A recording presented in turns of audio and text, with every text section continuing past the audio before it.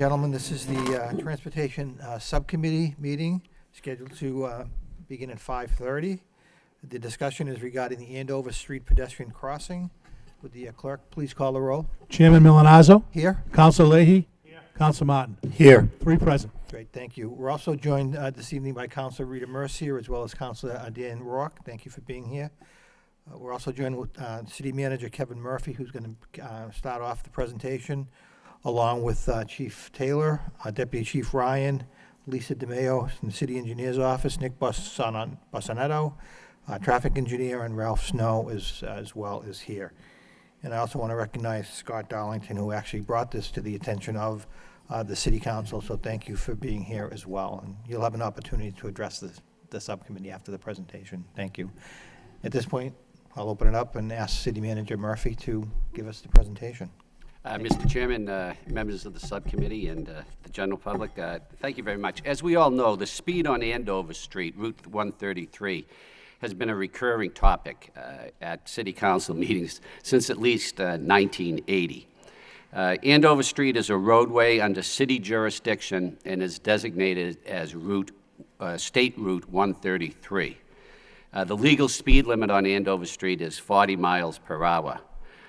It's posted 35, but the actual speed limit is 40 miles per hour. The average daily traffic is about 18,100 cars. And as we all know, Andover Street is a very wide roadway, and it is just a difficult roadway in the city. So what we've done is we have put together what we think is a very, very good plan to deal with the issues on Andover Street. I want to divide this presentation into 2 parts. The first part is the short-term steps that we are taking to alleviate some of the issues affecting Andover Street. And then the second part would be a more long-term plan and goal subject to future financing. With me for the first part of the presentation that I'd ask them to take over now is the Superintendent of Police, William Taylor, and the Deputy Superintendent of Police, Arthur Ryan. Thank you very much, Mr. Manager. And members of the council, the police department has stepped up our efforts in that particular area, especially the Andover Street corridor, over the past several months, particularly focusing on traffic enforcement, speeding, pedestrian crosswalk safety. We also have a crossing guard that is an employee of the police department that helps cross children in that area going back and forth to the 2 schools in the morning and the afternoon. Deputy Superintendent Ryan has a more detailed description of our efforts and some of the results of that, and he's prepared to give it to the council. Thank you, Chief. Thank you. Basically, the Lowell Police Department is engaged in activities on Andover Street for quite some time. As the manager stated, this issue reoccurs. We hear about it, we respond to it. We've periodically have speed enforcement up there in conjunction with all the other locations or trouble locations that we've identified in the city of Lowell. One of the things that is most obvious that we do is we put what we call the speed board up. The speed board is a radar device that actually displays the speed of oncoming vehicles, so the operators themselves, as well as the residents or anybody else in the area, can see what the speed of those vehicles are. And they do have quite an effect on reducing speed, because one of the things that we've recognized and observed about Andover Street is that it sounds different. It's a concrete roadway. People traveling throughout the city are on asphalt, and the cars just are louder as they travel down the concrete. So that there's an appearance that the speeds are higher. We found in many cases doing radar speed enforcement that they aren't necessarily as high as one would think because of that sound thing. But anyways, with the speed board in place, you can actually see what the speed is, and we find that when people realize that they're going at an excessive speed, they self-control and reduce the speed to a reasonable and legal level. In addition to that, at the corner of Douglas Road, we have a crosswalk. you know, one of the things I believe that Nicholas will be talking about from the traffic engineering standpoint is it's a very wide roadway.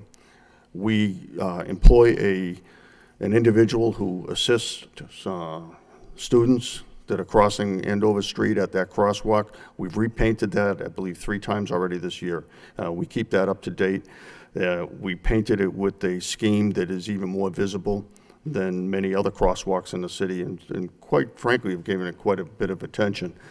In addition to that, as a result of re-looking at some of these issues, we issued stop signs, you know, like you see in maybe some other communities or what have you. So typically our crossing officers, the crossing guards, what they do is they'll use the hand signals like you'll see officers do when directing traffic, but we've actually given them stop signs, which we found are much more visible at a greater distance, and again, provide another additional security measure for oncoming vehicles. In addition to that, we've also done traffic speed counts. We go out there, again, like doing speed control. We've met with residents in the area, and we continue to monitor it. I think, again, one of the big benefits, or one of the biggest things we've done is we're working very closely with the folks that are going to be speaking next, and have participated in some of the ideas and concepts and brainstormed under, you know, the guise of the city manager in order to come up with a total solution. Oh, yes, thank you, Chief. One of the other things, like I said, we do some enforcement. One of the enforcement methods that we started doing this year as a result of some traffic enforcement grants was decoy. And basically what it is rather than having people in harm's way, regular citizens in crosswalks in harm's way, and then seeing if people are adhering to the rules and regulations, we actually send undercover officers across the crosswalks, and then we take enforcement action when people don't heed to them as they're supposed to. In the past month, we've actually stopped well over 40 vehicles in regards to that at that location alone. Thank you. Thank you, Deputy Superintendent Ryan. Mr. Manager? Could you, Nick, could you talk about the restriping of Andover Street? I think a lot of people have seen that we have tried to. Before Nick does that, can I just note that Mayor Elliott has joined us, as well as Councilor Belanger and Assistant City Manager Diane Trad. Thank you very much. Thank you, City Manager. Yeah, so basically the issue with Andover Street is that it's a very wide roadway. It is also very flat and straight. Originally, it was laid out as a 4-lane highway. That's why it's designed that way. And what that causes is traffic naturally moves at a speed that people feel comfortable driving at. And when you have a very wide roadway, very flat, very straight, people tend to drive at a higher speed. This, of course, poses 2 main problems for pedestrians. One is the width of the road they have to cross, and second is the speed of the vehicles coming. So one of the things we're trying to do is do a road diet or traffic calming, trying to make the roadways seem a little bit narrower.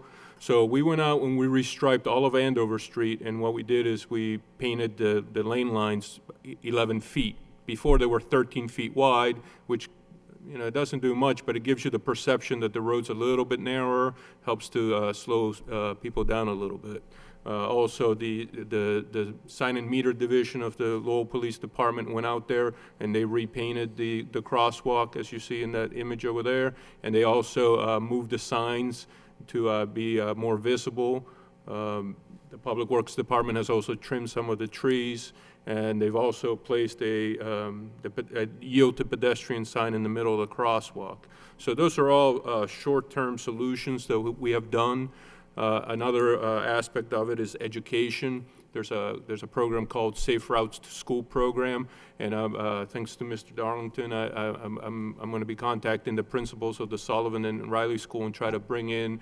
It's a free program from the state that they come in and educate the children on bicycle safety and pedestrian safety. So those are some of the short-term solutions we're trying to do. Thank you. Yes. Councilor Leahy? Thank you. Question for Nick. with that school, with the safety, Safe routes. safe routes to school. Yep. Don't they, do they have grants out there too to help pay for signage, and do we? Yeah, actually, there is a little bit of money, and NIMCOG, I think there's a little bit of money. It's usually not a lot, and it's usually very spread out throughout the state, so it's not like they're gonna pay for a huge amount of work, but usually it's, the education part is free, and they might pay for a little bit of changes here and there, but again, it's very competitive, very spread out throughout the state. But that's one Not avenue in we're looking at. Nashua, they gave them money for signage, and they did the cutouts for the bus stops and things like that. Yes, But maybe yes. it's a little different in New Hampshire versus Mass, but sure, anything we can get for signage or painting, anything would help. Thank you. Of course.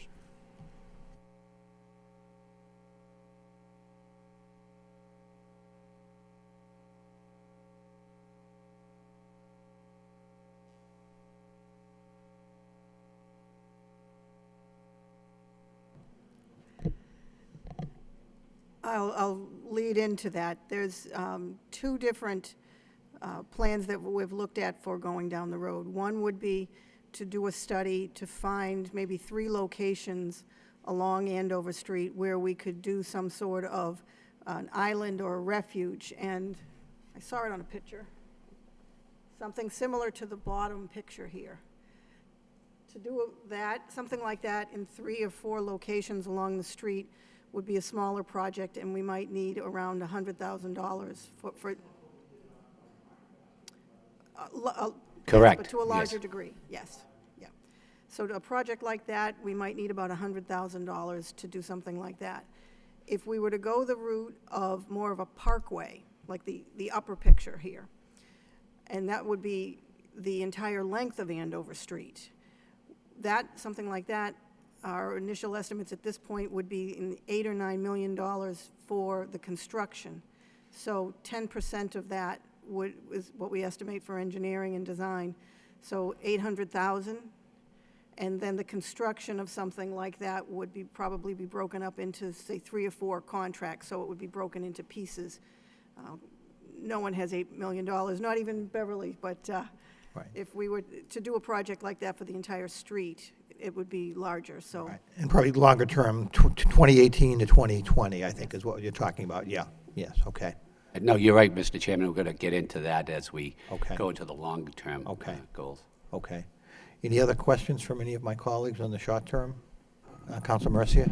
I'm not saying that this should be done, but I'm just throwing out something that some people had mentioned. I know there are people that are environmentalists. I can understand that. And I probably should just sit here and keep quiet, but I just want to throw it out there and you decide. I'm not the one that's going to decide this, but if you look at this picture very carefully and you want to know what the problem is, I'm going to stand up and tell you that there's a tree right here and a crosswalk. There's a tree right here and a crosswalk. You have a child standing there. The people coming this way can't see that child. The child is standing on this side, so both sides have a tree and a child standing on whatever way the traffic is coming and can't see that child. So I don't want to be the one to say that the trees should come down, but that's a hindrance. As far as I can see, it's a hindrance. That's all I'm going to say now. I don't want people calling my house saying save the trees, because I love trees myself, but I like to save the children before I save a tree. That's my opinion. Thank you, Council Mercia. Manager Murphy? Mr. Chairman, can I just have Mr. Snow come up? Could you come up to the rostrum, please? Or the Let me podium. just acknowledge that Council Samaras has joined us as well. Thank you, Council Samaras. You've done some tree trimming out there, correct? Yeah, Can you explain? tree so that people can see the sign. But I think your point is they can't see the kid because of the trunk of the tree, the That's what I'm child, sorry. saying. Yeah. Yeah. Okay, thank you. Mr. DeMayo? We had also noticed the location of the trees, and, excuse me, instead of taking the trees down, we've found a few other locations we think are more appropriate, so instead of taking the trees, we would move the crosswalk. Interesting, okay. And whoever took that photograph where they're standing, actually, I think is a better location. So there are other locations we could move the crosswalk and save the trees. And since we're on Andover Street, I know this is the issue we're talking about, but I'm talking about a crosswalk further down that I tried to get there, which is there. There is a man that lives on my street to the corner of Burnham Road, and he is technically blind. He's not completely blind. He can see, and I got that crosswalk there especially for that man, and we can't find that yield pedestrian sign in the middle of the street. Do we know where that is in that next crosswalk there down Andover Street? Because I know this is a little bit off the subject, but see this thing right here? One was down on the next crosswalk down, because he goes quite often to the Rite Aid pharmacy, and We'll find it. And We'll- we can't find it. I don't know. We'll get where another it one up. is. Thank you. Okay. Thank you. Is that at Burnham or at Clark? At Burnham. Burnham, okay. To Burnham, but it is in Lowell, so we're not sending you to Tewksbury. Thank you. That's foreign travel for me, but we'll make sure we get that sign up. Thank you. Anyone else on the short term? Okay, I'll turn it back over to the manager. Thank you. And of course, we have some pictures here of the long-term goals, and I'd like Nick and Lisa to explain when we talk about long-term, we actually have a midterm plan also for the crosswalks, but would you just explain to the council subcommittee about the midterm and the long-term plans for that we'll be finding funding for in the future? The midterm really is doing the planning and design work to get us to the long term. Like Lisa said, what we would like to do is do a planning study, find 3 locations for crosswalks, one that serves the Riley School, one that serves the Sullivan School, and then another one somewhere in the middle, down towards the park a little bit. A planning study and take into account where the trees are. Put those crosswalks in there, maybe put ADA ramps, because right now that doesn't even have an ADA ramp, American with Disabilities Act. So that would be sort of in the midterm, and once we do a study, we figure out where the crosswalks are, then we would go. Thank you. All right. So I hope they can hear me now.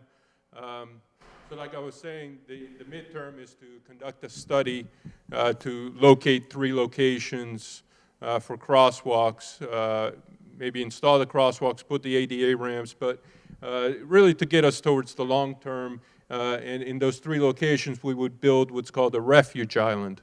A refuge island, again, at the beginning I spoke about how Andover Street is so wide, and that's why people speed on it. So what we want to do is sort of narrow down the road a little bit. Right now, in the middle, there's a 10-foot turning lane. What we would like to do is build a raised island, with a curb, 6 or 8 inch curb, plantings in the middle, and then the refuge island allows the pedestrian to cross. It narrows the distance that the pedestrian has to cross, and it provides them an area where if there's a car coming, they're safe. They're safe behind this island, which has a nice curb on it, maybe put some bollards on there to protect the pedestrians from oncoming traffic. And also that what it does is it slows traffic down because it's a narrowing of the roadway. People tend to slow down when things get narrower. The bike lanes, right now there are bike lanes out there. What we could do is either leave them on the street or actually make them so there's almost like a sidewalk, so there's a curb. People feel much more comfortable riding bicycles if they're not actually on the street. But that would all be a cost consideration, because like Lisa said, this is reinforced concrete out there. So we would have to do the planning study, see what options are the best. And then what we would do is start implementing maybe at the 3 locations, put in the refuge island and a little bit of the median. And as longer term project and funding becomes available, then we could move and do more of the corridor. Before Lisa, Councilor Martin. So this is not exactly relevant, but you mentioned the reinforced concrete road surface. So what's the source of that, if you know? I mean, I've heard there's a a historic covenant that requires that to be maintained? Is that the case, or it's just sort of evolved that way over time? Is there legal restriction, or that's just the way it is? That was, the state installed it. There's no covenant on it. It doesn't have to be maintained as a concrete roadway. But to take it out is very expensive. It's a 12-inch thick reinforced concrete slab with a stone bedding. So there's a lot under there. I'm not suggesting that it be replaced. In fact, that would probably even make it faster if you had. Well, that's leading into my, because Right. to get to the parkway concept, does that answer your question? Because that's Yes, a good yep. lead-in. Thank you.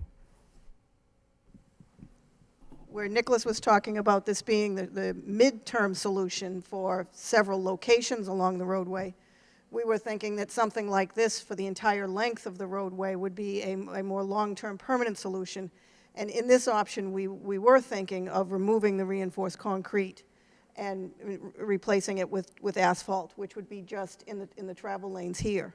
And there would be a green buffer. Maybe, I don't know about trees, we'd have to think about sight distances and visibility and turning, but that would all be part of the study.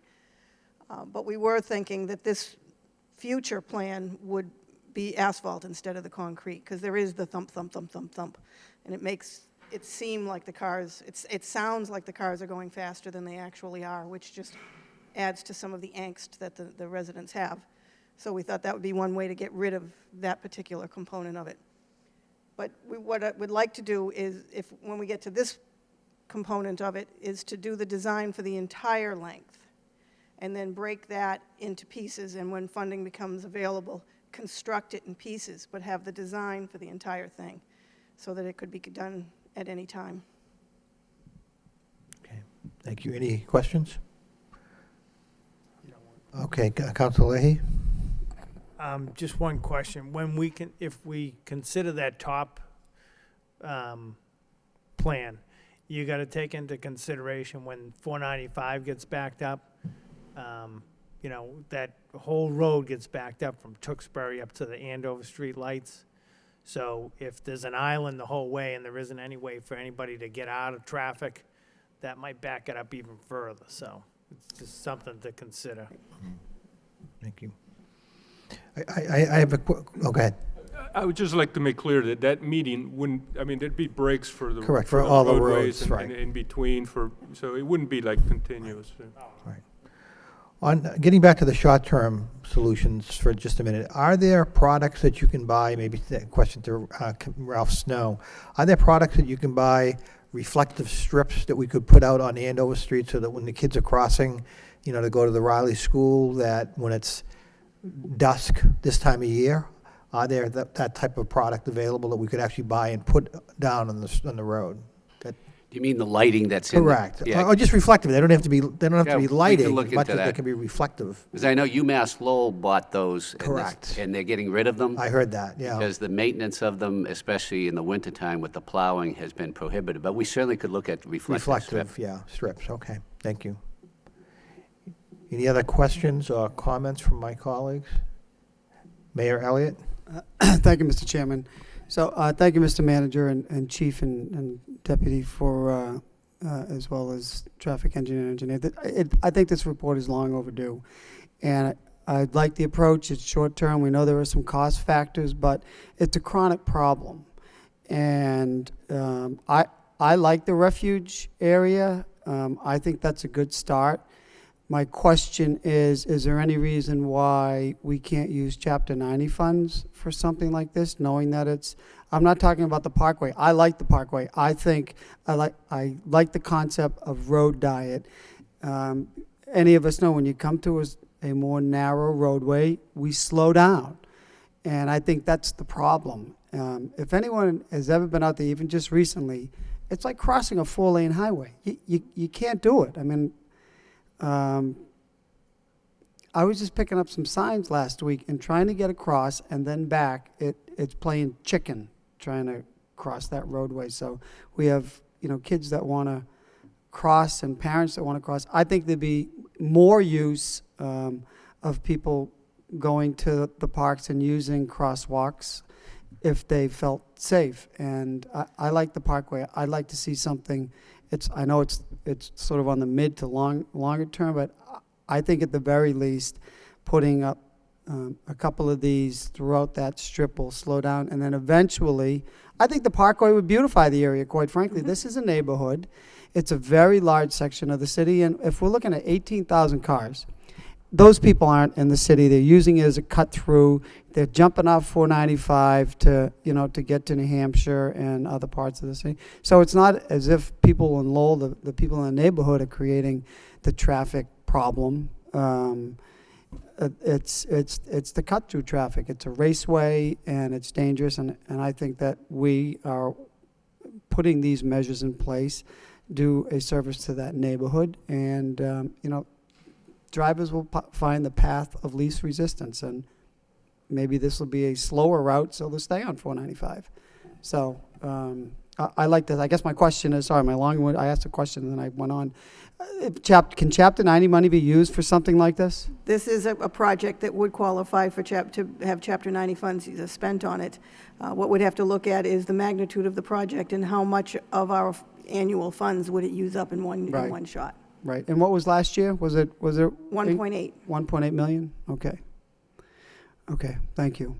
I think that it should be a priority, at least to start for this area. And again, I think it would beautify the neighborhood, that Parkway, understanding that it's a huge, it's a huge bill. But is there any other source of funding, public works, grants or programs? I mean, it's a state road, so.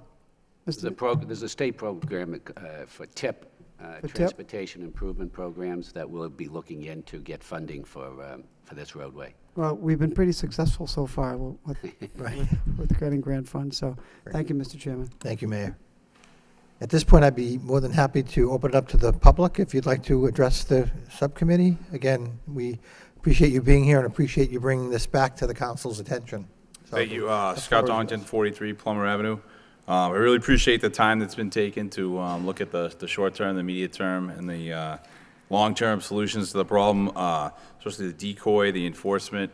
That was great to see and just hear from neighbors in the neighborhood, and people were really excited that there was someone from the city putting themselves in the same, walk a mile in our shoes as far as trying to get across that and just get a sense. I think, the reports from the neighbors, there was just cars getting pulled over left and right for people in the crosswalk not stopping. And if you don't have the, I'm getting close to bringing my own little red sign, because I have crossed with the crossing guard, and that red sign on a person says, it makes you more visible and stuff like that. So we really appreciate that. We've gone home from the Riley now with the crossing guard a couple times. They weren't staying that late before, so we really appreciate that, almost till 3 o'clock. The multiple crosswalks, that's really great. When you talk about just not going to school, but also getting to Shed Park for a baseball game, want to take bikes, getting out of our cars and trying to be a little more healthy, getting to places, getting to friends' houses. So I really like the medium and the long term. I'm still concerned about the short term. Based on the plan, it looks like 2018 would be the time that the islands would really get in. So my issue is a kid getting to school facing 18,000 cars a day for 3 years. I mean, you're setting yourself up in the short term. Nothing's really changed. And again, to look at that sign, Councilor Mercier brought up a great point. And, the trees make it very difficult to be able to even be seen. So it's not even really the car's fault or the driver's fault. And then the other issue is, if I'm a school student taking the bus, right, I get to the bus stop, wherever it is, I get on the bus, I end up at my school. And my parent could also drive me, right? And I could drive my kids to the Riley. But if we want to walk, or if I want my daughter to walk to the Sullivan in a couple of years, I don't have that same type of option that a public school, or even in Lowell, which we have great schools besides the public schools, but we have a safe place for those kids to get on a bus. We have kids on our street that don't have to cross Andover Street. They get on a bus and go to a private school, and it's a great safety mechanism for that student, and our kids don't have that same safety if they're crossing when the crossing guard may not be there. At night, if you don't put a light there, you can put all the islands you want to, but you're crossing a forest. You might as well be out in the middle of the forest. So I really think reflectors would be a great start, but I think at some point whether it's like there is at the senior center. I think there's the island with it's not the embedded lights, but it's a solar powered with the 2 flashing yellow, only flash when someone's there, if someone activates it. I've seen it right by the new UMass Lowell University Crossing building. They have a couple of those. Without a light there, I mean, you're limiting the amount. Nowadays, it's 4:30, you know? So if you're out walking the dog, if you want to see a friend, Mr. Milanazzo, I know you have grandkids on the other side. I mean, there's a lot of families where they have, grandkids, grandparents on the other side of that street. So my concern is really still with the short term. I don't think that this plan addresses that. And I got to be honest, I'm selfish in the sense that my kids are young. Every minute that goes by, it's a selfish thing, is that they could be at harm. And so I think there needs to be something done. I love having the crossing guards there more. That's really useful. But I think with 18,000 cars a day, that it could necessitate some kind of expenditure to fix the situation immediately. I just made up a simple plan. I know I don't have the legal things, but I know that some of the traffic engineers have talked about it's very costly to bring electricity in there.